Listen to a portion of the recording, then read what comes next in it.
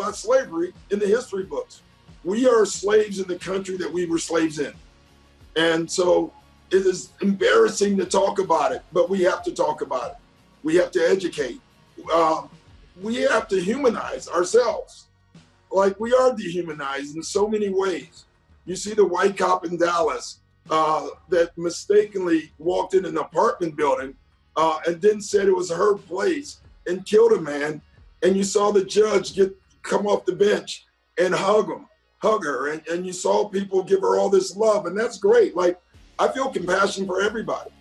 But when a black boy goes to jail for, a little bit of weed and he's in there for 10 years, they don't tell his story. They don't say that this kid grew up in poverty,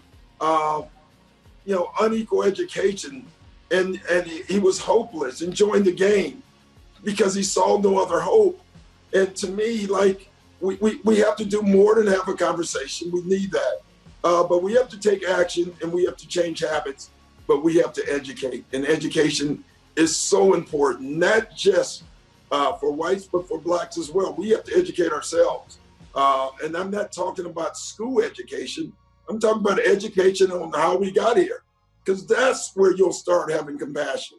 But this is not a black thing. This is a human thing. And so we have to have humanity. I find it interesting, and I think Martin said it, that this is the first time that he ever saw that not only in this country, but all around the world, they're protesting. It's the same thing we did, but we've become in some way South Africa. It's the same thing everyone did to get Nelson Mandela out of jail and the equal rights in South Africa. Think about that. Now we're doing that, and people around the world is doing it to us, which tells us we have a lot of work to do. But this is good. Protests are good. We focus, Tony, and I'm going to end with this, way too much on the protesters. And we got to keep our focus on the acts and why the protests are happening. I think we focus too much. Like, I agree. Like, I don't like crime. I don't like any violence, but let's not get lost why it's happening. We have to keep our focus there. My dad always said one thing. My dad was a good cop. And he always said, one thing that a good cop hates is a bad cop. And the bad apple thing, that's true. But I think what we all are fighting for, we understand in society there are bad apples. But when bad apples happen, they have to be persecuted. And I think over anything else, that's what this fight is about right now. If you focus on George Floyd and all these other things, most of the time, they go free. So if there's no consequences for your act, you get emboldened and you do it more. So we have to persecute people who are doing wrong, because if we do wrong, we feel like it comes at us twofold. We just need that same treatment for anyone that does something. And where does that education begin? And what's the form of that education that has a lasting impact on the psyche, the spirit, the heart, and the mind of an individual? Because, people aren't born this way, right? You see little kids, it doesn't matter what the color of your skin is. I mean, we all share 99.9% of the same exact DNA. I mean, it's absurd. We all started, with dark skin. And if you study history, we migrated to these northern areas where you needed lighter skin to get the vitamin D. You needed darker skin in Africa. We're all made of the same stuff. Yeah. So where does that education begin, Doc? And what's the form of that education that can, have that impact that's lasting? Well, we have to teach it, Tony. We have to teach it through our schools, obviously. For adults, I don't know how many times over the last week I've been asked, how do I educate myself? What should I need to do? And you go read, you go find, you go research. But for kids, we just have to educate them, because you're right. Racism is not an inborn act, it's taught, right? And so, and sometimes it's not even taught. It just happens because you're in a house of someone who doesn't know, a black person, or doesn't know the history of this country. I really believe, like, if we teach more, we'll do more, and we'll understand.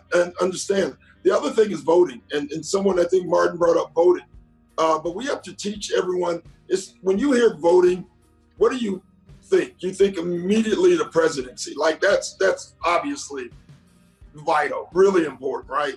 But it's also the DA, the mayor, the sheriffs in town. Yes. Like we got to get involved in this. And I do think this is a call right now to do it, but we have to do this much longer than the protest. You know, everybody on this panel have seen protests in their lives, and we've seen little change. All right, you know, so we have to get involved and we have to stay involved. I think that's the key.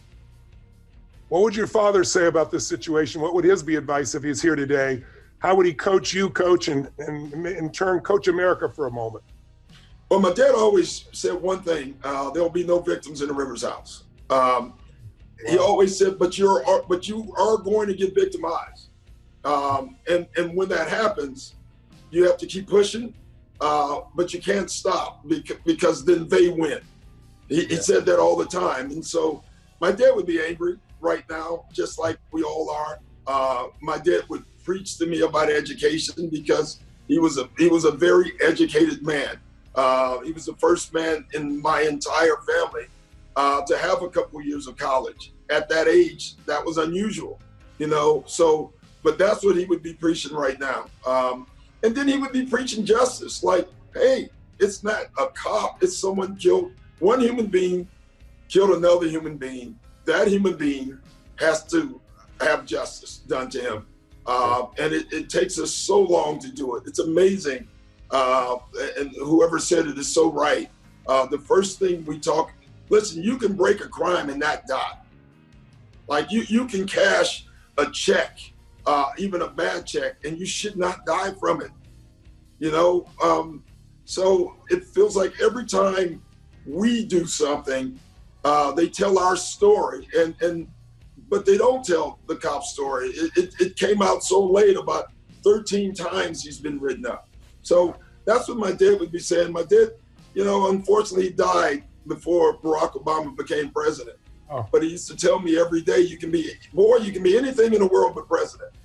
Now we know we can be that too, but we have to do it through voting, and that's what my dad would say. Thank you, Doc. From the soul and your coach's coach, coaching America, thank you very much for your heartfelt piece. And it's great to honor your father and all that he brought to you, because I also think that's where it all begins. It doesn't just begin in schools. It begins with fathers and mothers who step up and tell the truth about the diversity of life, the beauty of life. I mean, if you want to know what the universe or God loves, you go to the forest, and what do you see? Everything is different. Every twig, every tree, every branch, you know, and that's the beauty. But somehow along the way, with tribalism and mentality, the mind gets in